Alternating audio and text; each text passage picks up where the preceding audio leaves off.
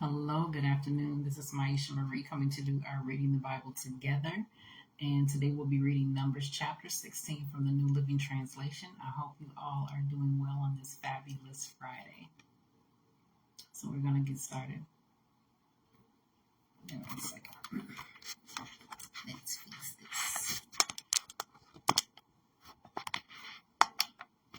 Sorry. All right, so one day Korah, son of Izhar, a descendant of Kohath, son of Levi, conspired with Dathan and Abiram, the sons of Eliab, and On, son of Peleth, from the tribe of Reuben. They incited a rebellion against Moses, along with 250 other leaders of the community, all prominent members of the assembly. They united against Moses and Aaron and said, "You have gone too far. The whole community of Israel has been set apart by God, and he is with all of us. What right do you have to act as though you are greater than the rest of the Lord's people?" When Moses heard what they were saying, he fell face down on the ground. Then he said to Korah and his followers, "Tomorrow morning, the Lord will show us who belongs to him and who is holy. The Lord will allow only those whom he selects to enter his own presence. Korah, you and your followers must prepare your incense burners. Light fires in them tomorrow and burn incense before the Lord. Then we will see whom the Lord chooses as his holy one. You Levites are the ones who have gone too far." Then Moses spoke again to Korah. "Now listen, you Levites. Does it seem insignificant to you that the God of Israel has chosen you from among all the community of Israel to be near him so you can serve in the Lord's tabernacle and stand before the people to minister to them? Korah, he has already given this special ministry to you and your fellow Levites. Are you now demanding the priesthood as well? The Lord is the one you and your followers are really revolting against. For who is Aaron that you are complaining about him?" Then Moses summoned Dathan and Abiram, the sons of Eliab, but they replied, "We refuse to come before you. Isn't it enough that you brought us out of Egypt, a land flowing with milk and honey, to kill us here in this wilderness, and that you now treat us like your subjects? What's more, you haven't brought us into another land flowing with milk and honey. You haven't given us a new homeland with fields and vineyards. Are you trying to fool these men? We will not come." Then Moses became very angry and said to the Lord, "Do not accept their grain offerings. I have not taken so much as a donkey from them, and I have never hurt a single one of them." And Moses said to Korah, "You and all your followers must come here tomorrow and present yourselves before the Lord. Aaron will also be here. You and each of your 250 followers must prepare an incense burner and put incense on it, so you all can present them before the Lord. Aaron will also bring his incense burner." So each of these men prepared an incense burner, lit the fire, and placed incense on it. Then they all stood at the entrance of the tabernacle with Moses and Aaron. Meanwhile, Korah had stirred up the entire community against Moses and Aaron, and they all gathered at the tabernacle entrance. Then the glorious presence of the Lord appeared to the whole community. And the Lord said to Moses and Aaron, "Get away from all these people so that I may instantly destroy them." But Moses and Aaron fell face down on the ground. "Oh God," they pleaded, "you are the God who gives breath to all creatures. Must you be angry with all the people when only one man sins?" And the Lord said to Moses, "Then tell all the people to get away from the tents of Korah, Dathan, and Abiram."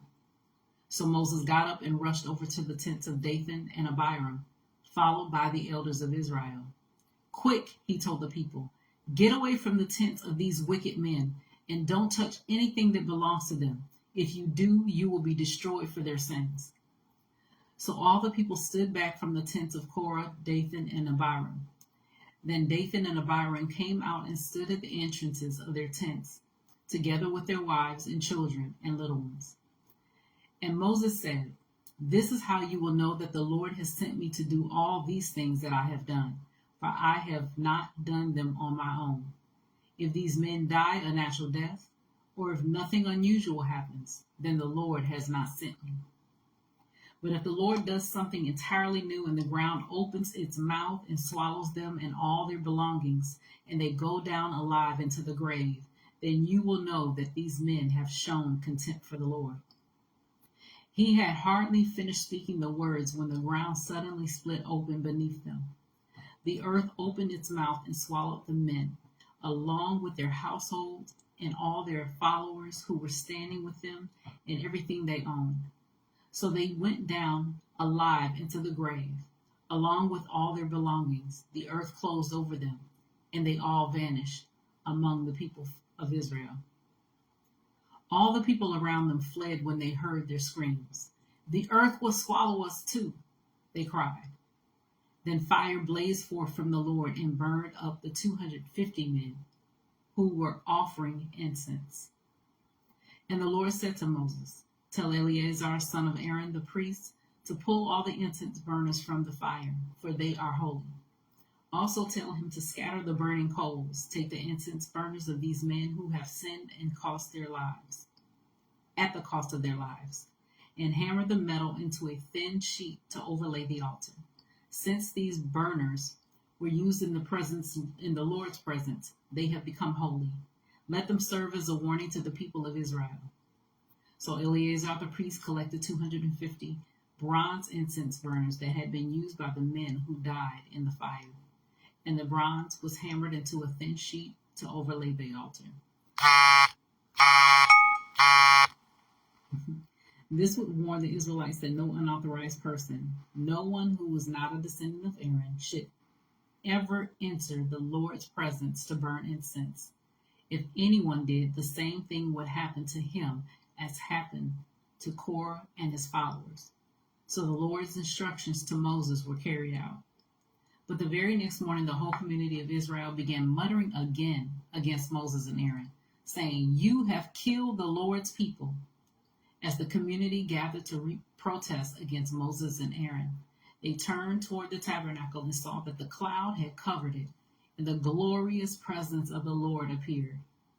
Moses and Aaron came and stood in front of the tabernacle, and the Lord said to Moses, "Get away from all these people so that I can instantly destroy them." But Moses and Aaron fell face down on the ground.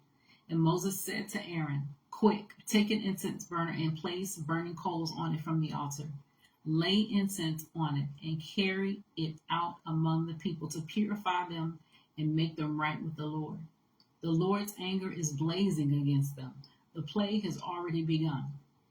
Aaron did as Moses told him and ran out among the people. The plague had already begun to strike down the people, but Aaron burned the incense and purified the people. He stood between the dead and the living, and the plague stopped. But 14,700 people died in that plague, in addition to those who had died in the affair involving Korah.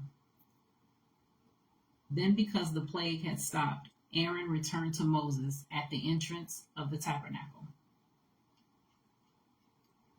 So that was Numbers chapter 16 from the New Living Translation. As always, continue to search the scriptures daily to see what is true.